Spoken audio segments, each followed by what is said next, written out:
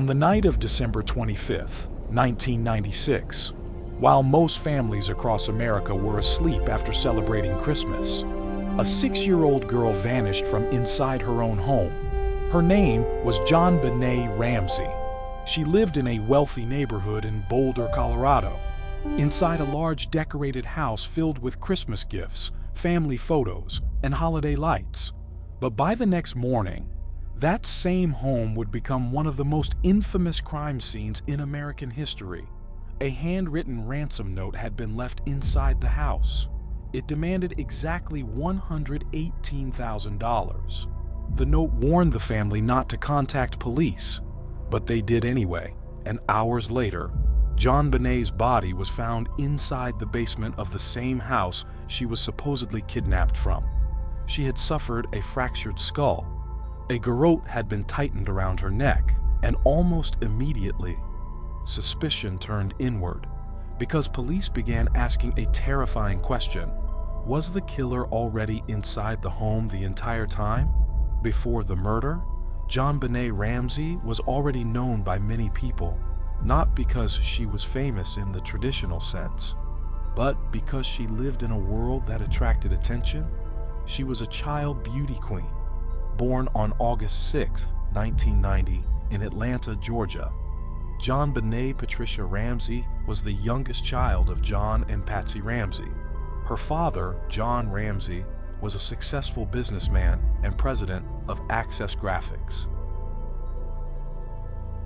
a technology company connected to Lockheed Martin. The family was wealthy, comfortable, respected. They lived in Boulder, Colorado, in a large home located at 755 15th Street. To outsiders, the Ramseys looked like the image of success, but JonBenét was the center of attention, especially in pageants. Her mother, Patsy Ramsey, had entered her into multiple child beauty competitions, and JonBenét excelled in them. She won titles, appeared in costumes, performed on stage under bright lights in front of cheering audiences. This looks glamorous, but to some people, it looked unsettling. This is where the psychology surrounding the case begins, because after JonBenét's death, the pageant footage spread across television screens across America. People watched clips of a 6-year-old girl wearing makeup, performing routines, smiling beneath stage lights, and the public became divided. Some saw innocence, others saw exploitation. The media quickly turned Patsy Ramsey into what many called a pageant mother. Controlling, obsessive, image-focused, whether fair or not. This perception would shape public opinion before the investigation had barely even begun. The Ramsey family spent Christmas evening visiting friends. It appeared normal, nothing outwardly alarming, nothing suggesting that within hours, their lives would collapse forever. Later that night, the family returned home. JonBenét had reportedly fallen asleep in the car. John carried her upstairs to bed. Burke Ramsey, JonBenét's older brother, also went to his room, and eventually, the house became quiet, or at least, that's what everyone believed. At approximately 5:52 a.m. on December 26th, Patsy Ramsey made a frantic 911 call. Her voice sounded panicked, terrified. She told dispatchers that her daughter had been kidnapped and that a ransom note had been left behind. When police arrived, the situation immediately felt strange, because unlike most ransom notes, this one was unusually long, over 2 pages, handwritten, detailed, almost theatrical. The note claimed to come from a small foreign faction. It warned the Ramseys not to contact police. It threatened that JonBenét would be killed if they disobeyed. And then there was one detail investigators could not ignore. The ransom amount was exactly $118,000, the same amount as John Ramsey's recent Christmas bonus. To investigators, this immediately raised questions, because kidnappers usually demand large amounts of money, round numbers, millions. not an oddly specific figure tied directly to the father's finances. That detail suggested something disturbing. Whoever wrote the note may have known the family personally, and there were more strange details. The note appeared to reference movie dialogue from films like Ransom, Dirty Harry Speed, almost as if the writer was imitating cinematic kidnappers. Even more unsettling, the note appeared to have been written inside the house itself, using Patsy Ramsey's own notepad and pen, and investigators later discovered what looked like a practice draft. This completely changed the tone of the case, because now police weren't just dealing with a kidnapping. They were dealing with the possibility of staging. One of the biggest mistakes in the entire investigation happened almost immediately. Friends arrived at the home. Family friends, supporters, even the family minister. People moved around the kitchen, touched surfaces, cleaned things, walked throughout the house. At that point, the crime scene was no longer secure. Potential evidence may have been destroyed forever, and this mistake would haunt the case for decades. Police performed an early search of the house, but they didn't find JonBenét. Officer Rick French eventually reached the basement. There, he noticed a door secured by a wooden latch, but because the latch was locked from the inside, he assumed it could not have been used by a kidnapper, so he walked away without opening it. That single moment became one of the most criticized decisions in the entire case, because behind that door, JonBenét's body was waiting. Hours passed, and something became increasingly strange. The kidnappers never called. No instructions, no ransom exchange, nothing. Detective Linda Arndt remained inside the home, waiting for contact that never came. And as time passed, the atmosphere inside the house reportedly became more tense, more emotionally unstable, almost surreal. From a psychological perspective, this period is deeply important, because stress reveals behavior, and investigators later analyzed every action taken inside that house. Patsy's emotional reactions, John Ramsey's movements, Burke's behavior, the timing of events. Everything became part of the mystery. At approximately 1 p.m., Detective Arndt asked John Ramsey and a family friend named Fleet White to search the house again. This time, John went directly toward the basement, toward the same door Officer French had ignored earlier. He opened it, and inside, he found JonBenét. She was lying on the floor, covered partially by a white blanket. Duct tape covered her mouth. A nylon cord was wrapped around her neck. Her wrists had been bound. The scene was horrifying. But then something happened that investigators would later consider catastrophic. John Ramsey picked up her body and carried her upstairs. Again, the crime scene became contaminated. Potential evidence was disturbed. Fibers, DNA, footprints, positioning, all compromised. The autopsy revealed terrifying details.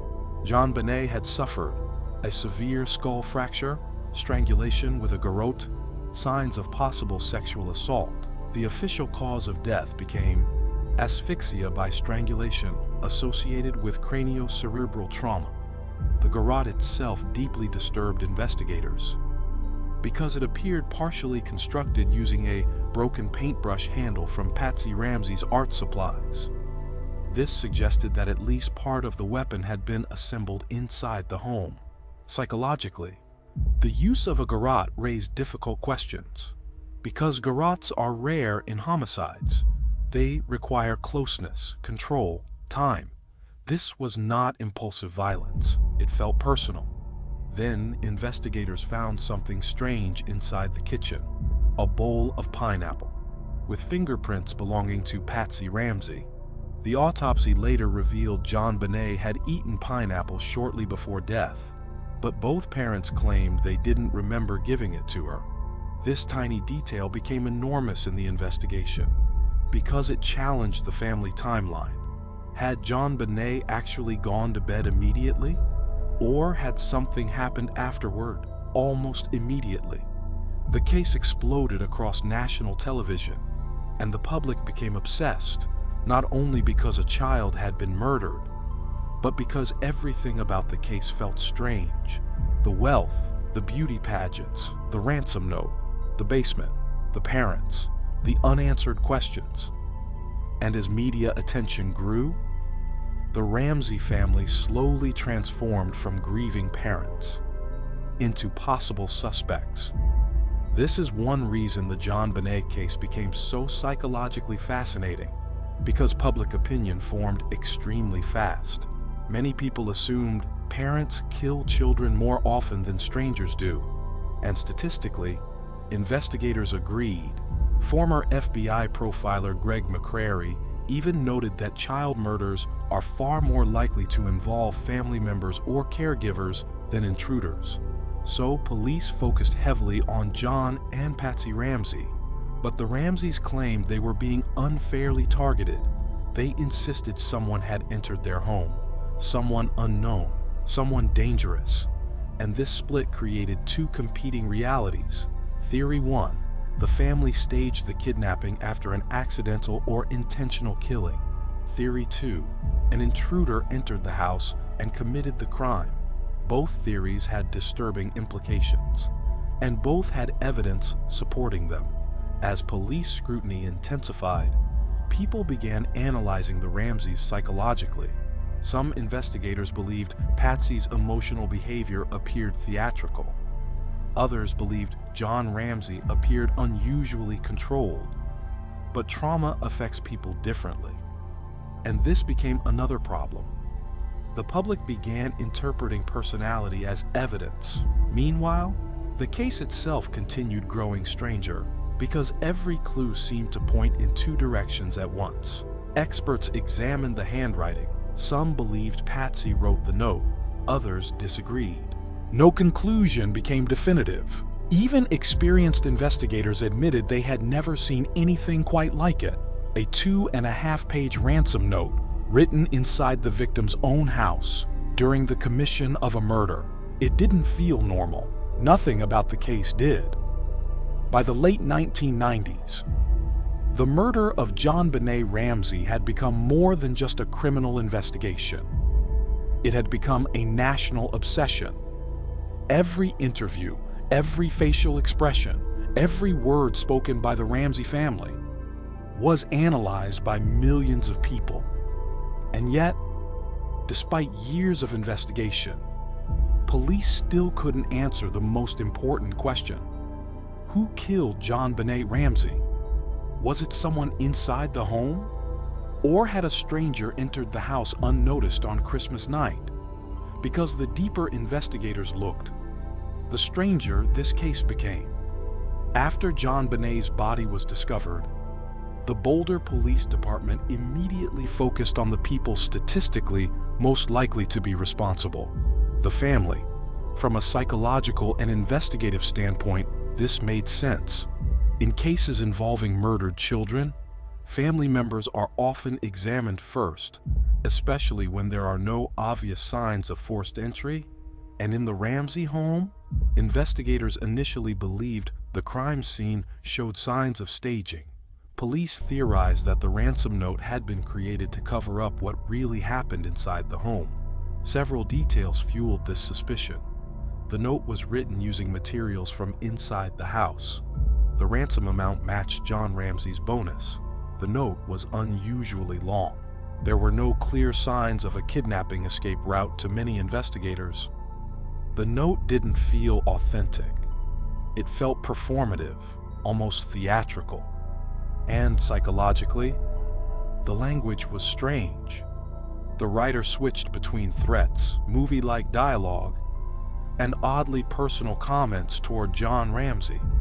Some experts believe the note sounded more like someone trying to imitate a criminal than an actual criminal.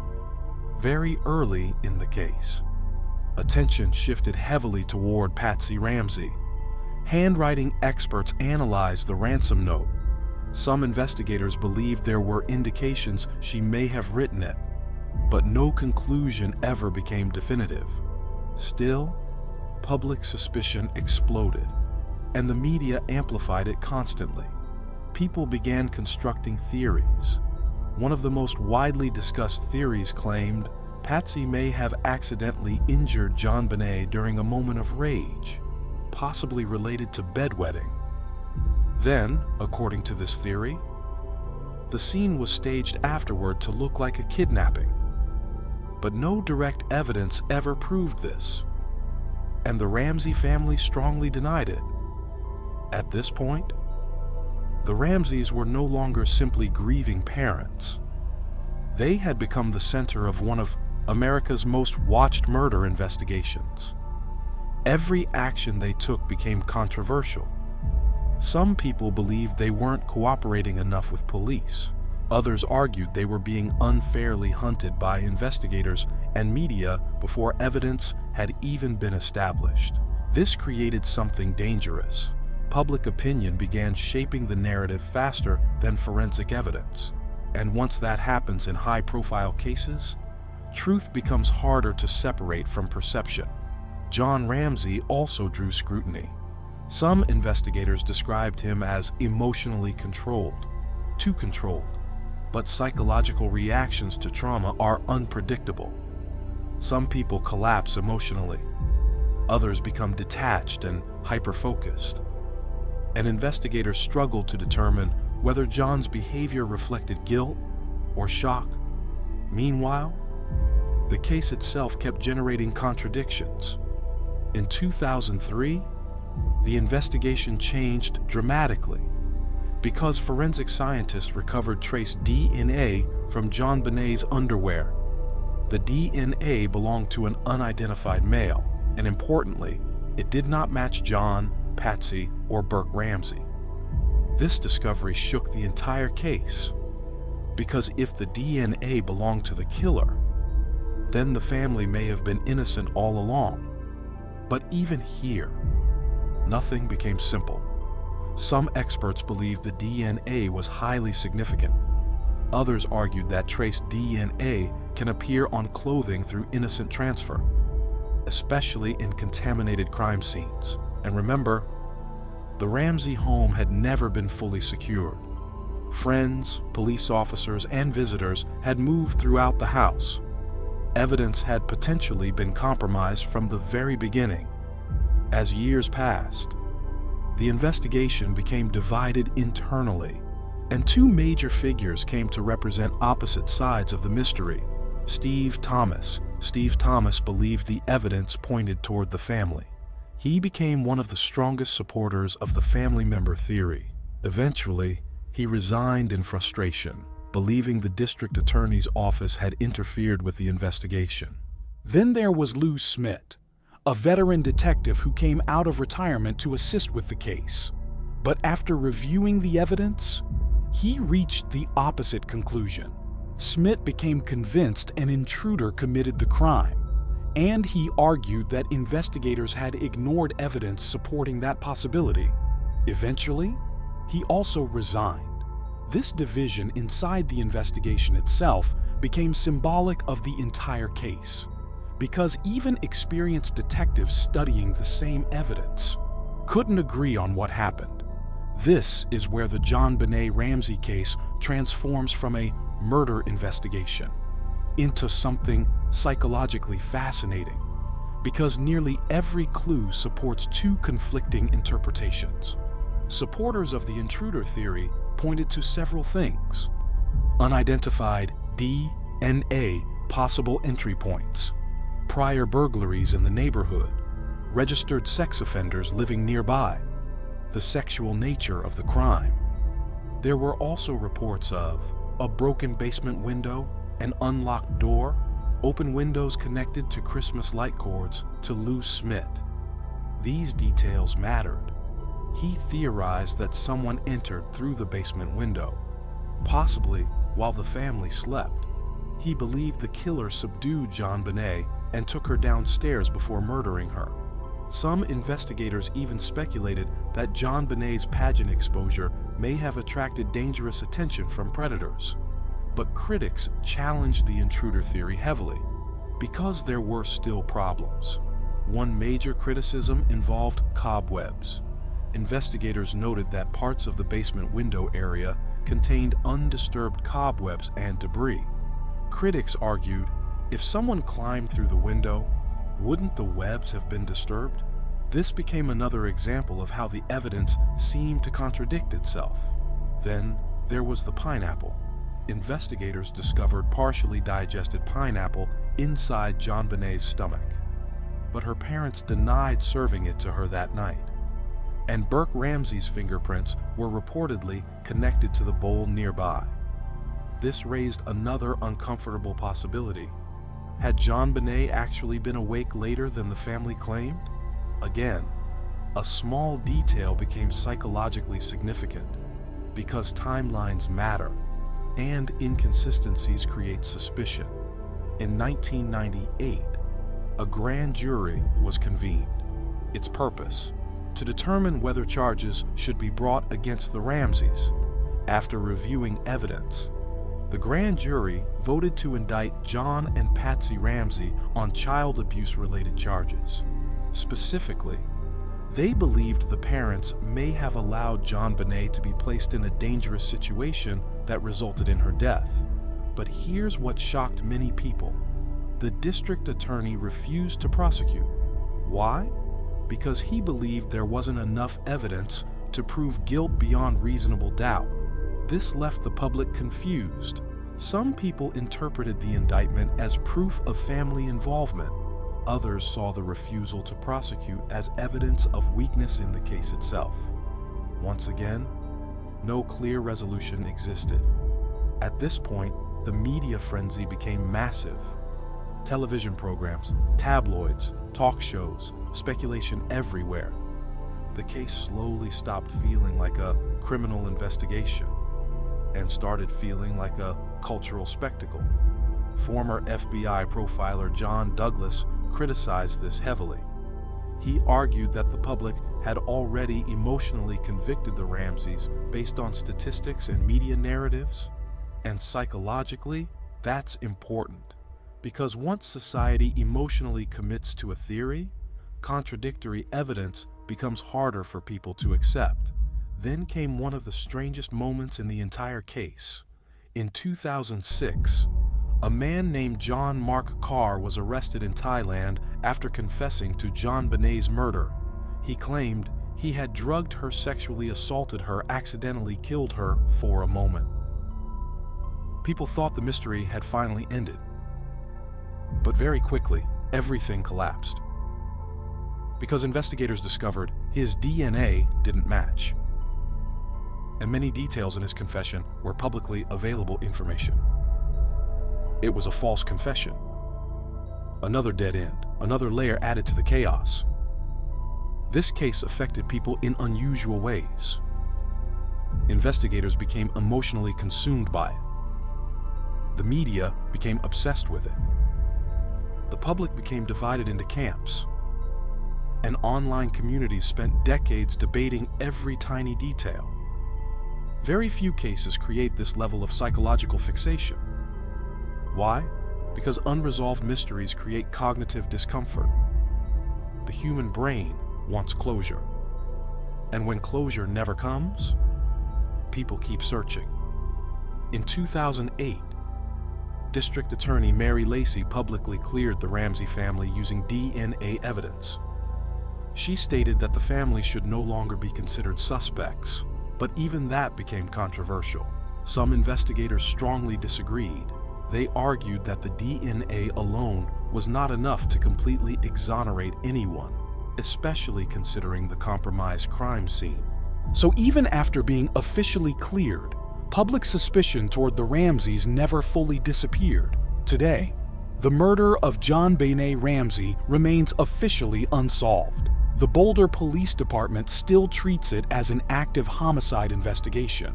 And despite decades of analysis, the same haunting questions remain. Was the killer inside the home? Was it an intruder? Was the ransom note staged? What role did the unidentified DNA truly play? Perhaps what makes this case so disturbing is that every explanation feels incomplete. Every theory leaves something unanswered. And somewhere beneath all the speculation, a 6-year-old child lost her life. The JonBenét Ramsey case became more than a murder mystery. It became a mirror reflecting media obsession, public suspicion, psychological bias, investigative failure, and society's need for certainty. But certainty never came. And maybe that's why this case still grips people nearly 30 years later. Because some mysteries don't disappear, they evolve. If remembering JonBenét Ramsey's story matters, if giving a voice to victims whose cases still remain unsolved is worth something to you, then make sure to subscribe to Psychology of True Crime. Because behind every headline, every investigation, and every mystery was a real person whose life was taken too soon. And now I want to hear from you. What do you think happened in this case? Do you believe the truth was hidden inside the house? Or do you think an intruder was responsible? Drop your thoughts and theories in the comments below. I read them all. And if there's another true crime case you want me to cover next, leave it in the comments as well. Your suggestion might become the next story we uncover together.